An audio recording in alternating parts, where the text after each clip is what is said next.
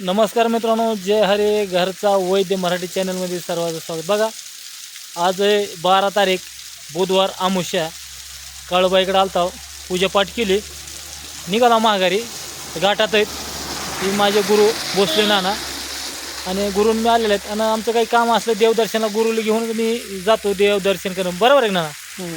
दर्शन कसं काय झालं? एक नंबर दर्शन झालं. मोकळी हवा, सगळं मोकळं मैदान होतं. हां, पावसामुळं शेवटच्या अमावस्या शेवटच्या अमावस्यामुळे दर्शन झालं.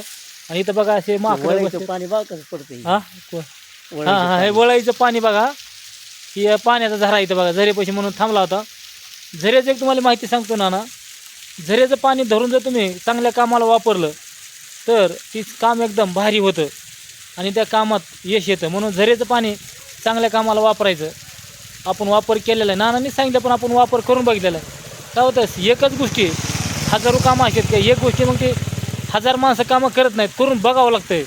सांगितलं तरी ती बी तेवढंच गोष्टी करायची. चला आता आपण जायला बोहरला, जेवढा होईल तेवढं शेअर करायचं. जय हरी.